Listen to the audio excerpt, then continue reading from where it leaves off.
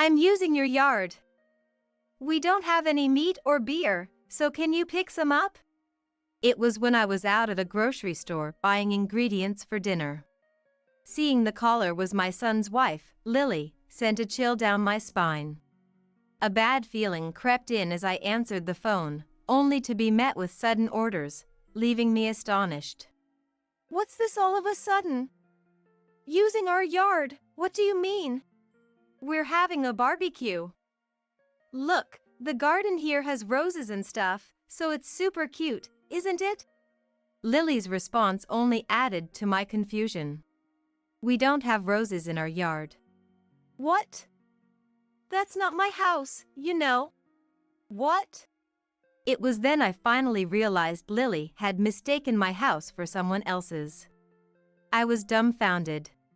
Having a barbecue in someone else's yard by mistake is outrageous. Anyway, I'm coming home now, so you just wait. My name is Layla, a 62-year-old housewife. Since my son Ethan married and moved out, I've been living with my husband, Benjamin. Benjamin, a former company employee, retired 5 years ago and now lives a comfortable life as an investor. Though I felt lonely not being able to spend much time with Benjamin during his working days, we've now begun our leisurely life in retirement together. Ethan, 32, married 5 years ago. He met his partner, Lily, at a party. I never imagined the serious Ethan would snag a partner at a party, but he finding a marriage partner indeed brought us relief. Meeting Lily for the first time, she struck me as a modest and honest person. Not particularly beautiful, but perhaps one could say she looked like she'd make a good wife. In any case, she had a soft, kind expression. Without much conversation, I congratulated on their marriage. Due to Ethan's job, the two of them ended up living in a downtown apartment, a 40-minute drive from my house. The rent was $3,000, quite high, but that's the city. Despite that, the house didn't seem very spacious, and Lily seemed somewhat dissatisfied. The married couple never once visited my house as a couple. It seems Lily is reluctant to visit my house. I understand there's no need for them to go out of their way to the in-laws' house when Lily's parents' home is closer to theirs. It wasn't much of an issue that they didn't visit my home. The real issue lay elsewhere. There's something about Lily I need to discuss. Layla, you're free now, right? I want some cake from the famous pastry shop. Could you get it for me? When I first received such a call from Lily, I couldn't believe it. Lily is supposed to be a housewife, and it made no sense for her to ask me, who lives 40 minutes away, to do this. The pastry is closer to Lily's home than to mine. Why? Wouldn't it be faster for you to go yourself? When I voiced this obvious question, Lily deliberately acted as if she was taken aback. Oh. Then, she said, Layla, I don't have a driver's license. Walking there is such a hassle, isn't it? If you buy it for me, I'll share some with you. Unlike you, we are wealthy. Huh. Still not fully grasping Lily's true character, I was simply dumbfounded by her reasoning. While it might be true that she doesn't have a driver's license, it's questionable for her to ask me to buy something she wants. Moreover, Lily claims to be wealthy, but that money comes from Ethan working hard every day. It's not something for Lily to brag about. Then, please do. Deliver it within 30 minutes. Since my relationship with Lily was not close, I couldn't just ignore her. Having no other plans for the day, I decided to comply with Lily's request, thinking we might have coffee together. After buying the specified cake from the pastry shop, I visited Lily's home. Lily, in her sloppy pajamas, snatched the cake from my hands and, while handing me my portion of the cake, "Here." She then tried to close the front door. Wait a minute. I went through the trouble of buying it. Can't you at least offer me some coffee? And what about a thank you? I I did share your portion of the cake as promised. I don't need anything more from you. Irritated by this behavior, I ended up reprimanding Lily. It's common sense to at least thank someone, especially when you're asking a favor from your husband's parents. I'll be sure to tell Ethan about this. Ugh, are you harassing me? That's a bit much, even for me. This is why I can't stand poor people. They never have any spare room in their hearts. What did you say? Just go home for today, please. I want to eat my cake already. With that, Lily finally pushed me out of the entrance and closed the door. The sound of the lock turning only added to my irritation. But, having been kicked out, there was no way I could lecture Lily anymore. I headed home, thinking I didn't want to see Lily's face for a while. Following that incident, Lily seemed to have taken a dislike to me. She would still contact me when it suited her, asking for shopping or to clean the room while she was away. When I refused, she would say things like, "Don't you want to see your grandchild?" or threaten me, and she would mock me like, "Poor people get angry so quickly." "We're not even poor. In fact, we live quite comfortably." Lily probably just wants to boast about being wealthy by deliberately calling me poor. Despite being used by Lily, I wanted to be kind to her because she is Ethan's wife. I've always wanted a daughter and hoped to get along with Ethan's wife when he brought her home. I didn't want to see Ethan, who was always serious and thoughtful, to be sad. If I worsened my relationship with Lily, it would surely trouble Ethan. That was something I wanted to avoid. But as Lily's calls became more frequent, I started to feel worn out. Does Ethan know about this? I suddenly decided to tell Ethan about Lily. Aiming for a time after work on a weekday, I called Ethan. He answered the phone right away. "Ethan? Is now a good time?" What's up?" Ethan seemed surprised by the call, as I usually don't phone him out of the blue. "I need to talk to you about Lily." "Lily? What happened?" I told Ethan about how Lily has frequently been taking advantage of me. "I see. Lily tends to speak in a way that can be misunderstood, so there might have been some miscommunication." "Is that so? Could you tell Lily then? I don't have any hard feelings towards her. I actually want to get along." "All right, I got it." Ethan, perhaps busy, quickly ended the call after his response. Being told it was a misunderstanding, I honestly wasn't convinced. But Lily is Ethan's wife. There's no doubt Ethan knows Lily better. Talking to Ethan about Lily made me feel a bit better. I hoped this would somewhat reduce Lily's tendency to use me at her convenience. I couldn't help but wish for that. Contrary to my hopes, Lily started to boss me around even more than before. It seems she resented me for tattling to Ethan. Though I didn't intend to tattle, from Lily's perspective, it's understandable to see it that way. "We're having a barbecue by the nearby river soon. You'll help out, Layla and Benjamin, won't you?" "A barbecue? Well, I don't mind helping out a bit." Helping with the barbecue was an unusual request. I agreed, thinking Lily would at least be a bit reserved in front of many people. The weekend came, and I headed to the river as Lily had instructed. Benjamin had other plans, so it was just me. I thought Ethan might come, but he couldn't make it due to working on the weekend. "Layla, I have friends over today, so please don't do anything strange.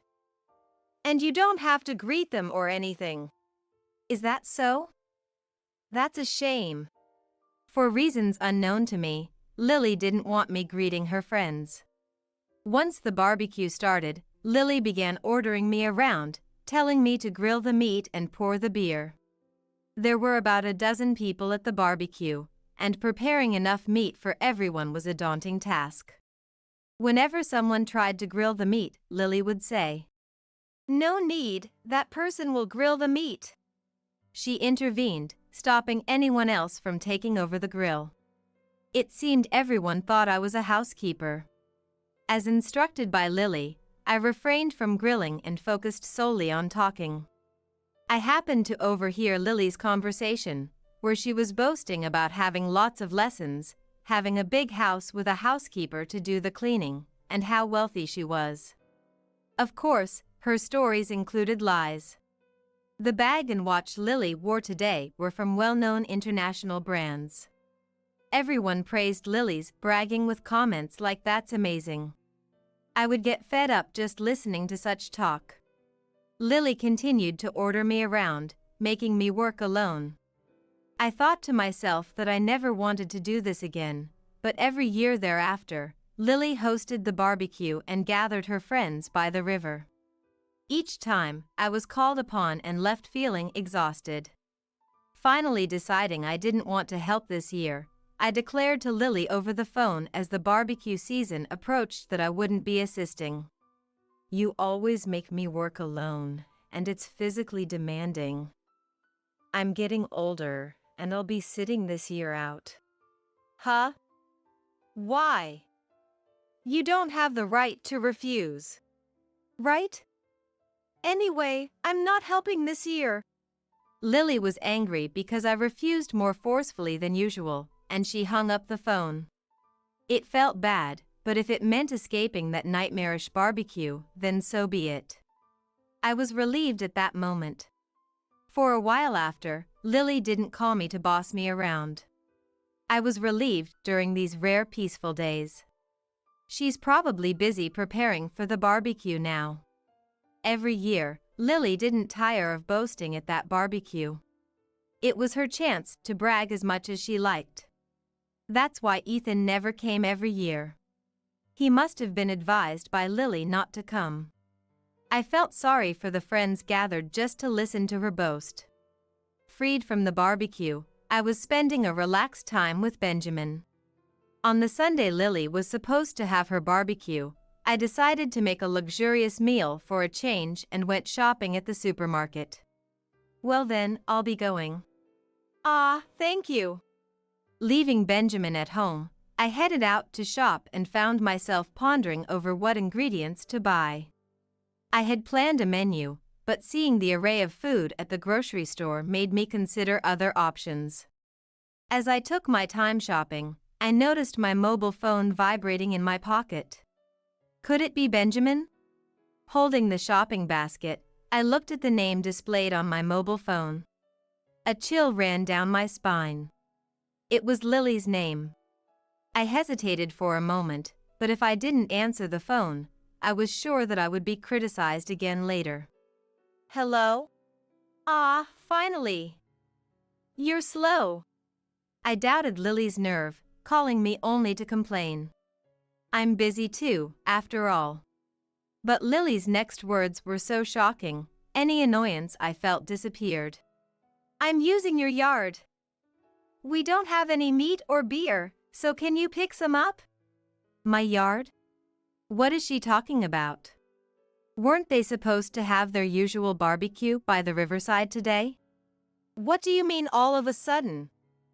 Using our yard, what do you mean? We're having a barbecue. You know, your yard has roses and stuff, making it unnecessarily cute. I was even more bewildered by Lily's answer. Lily is having a barbecue in my yard this year instead of by the river? And what does she mean, my house? But there are no roses in our yard.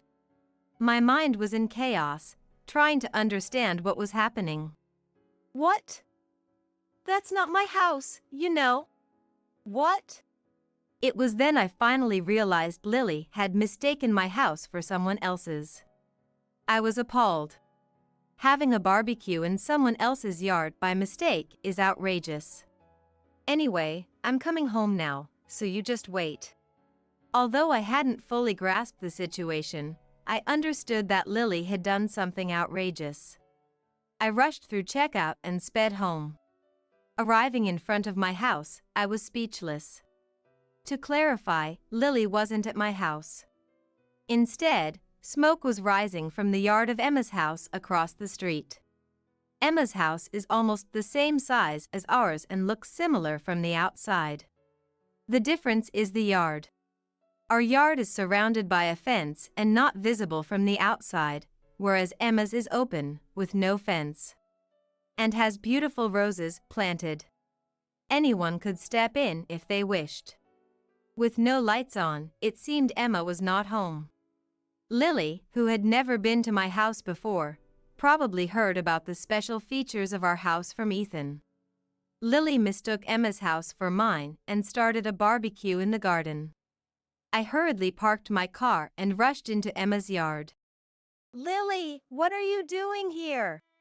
Layla, you're late. What do you mean this isn't your house? Seeing me suddenly appear, Lily's friends, who had thought I was the usual housekeeper, realized I was Lily's mother-in-law and exchanged glances. This is Emma's house across the street. My house is over there. It's outrageous to just start a barbecue at someone else's house. When I confronted her, Lily fell silent for a moment but then defiantly responded. What's the big deal? I heard Layla's house was big, so I just wanted to show everyone a spacious home. It's terrible to get angry over this. Right, everyone? Lily sought agreement from her friends, who reluctantly nodded, seemingly unable to oppose her. It's really your fault for not telling me you lived in such a big house. Incredibly, Lily tried to blame her mistake on me. It was Lily who had never attempted to visit my house. It was absurd to blame me without caring about her own actions. More pressing was my concern that Lily showed no intention of stopping the barbecue.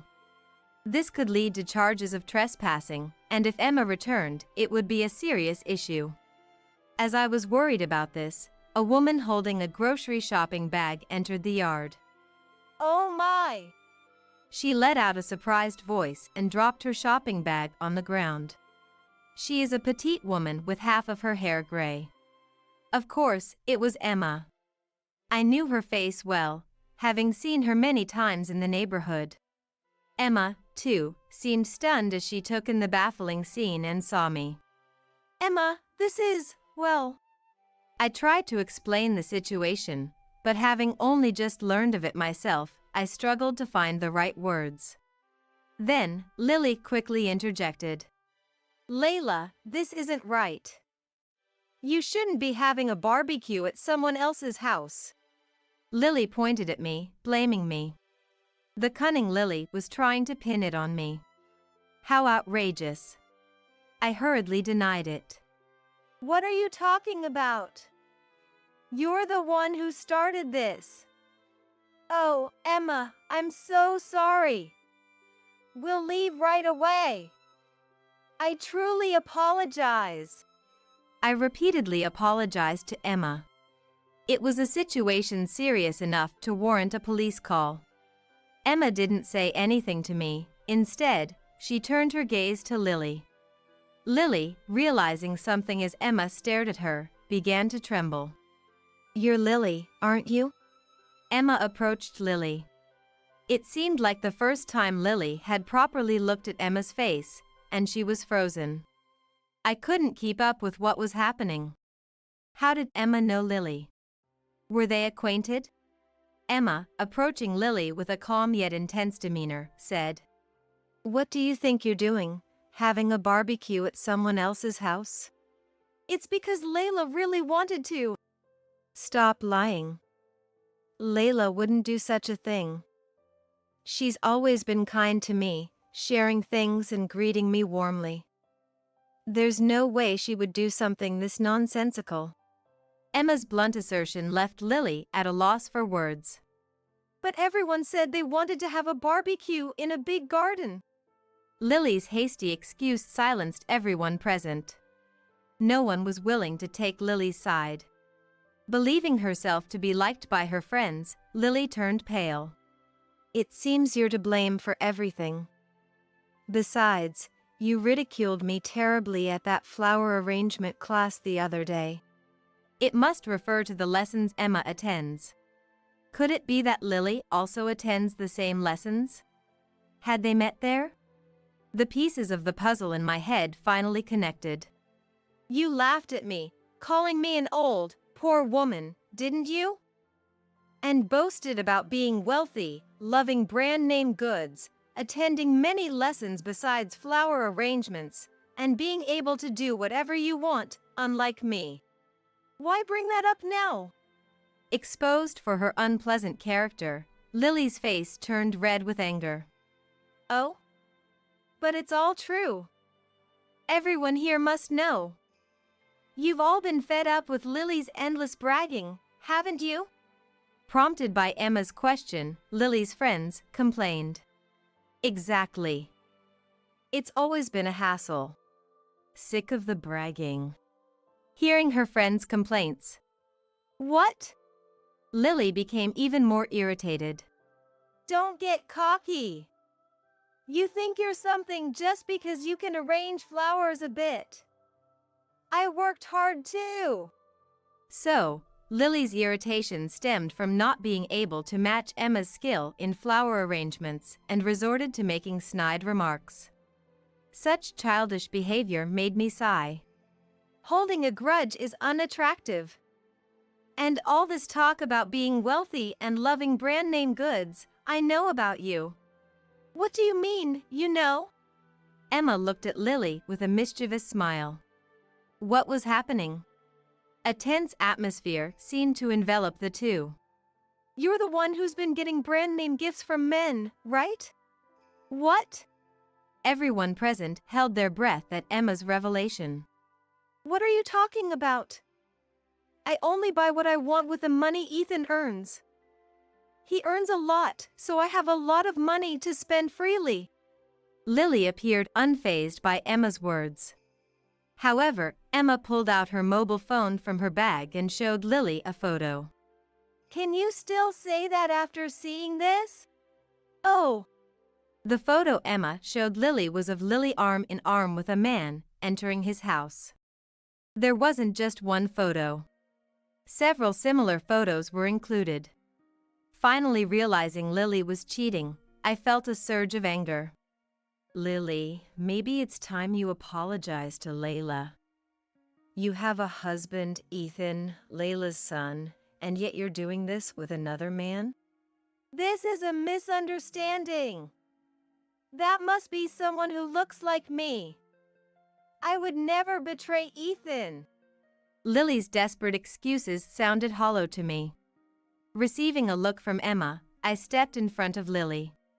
Seeing my angry expression, Lily screamed. Lily, how could you do this?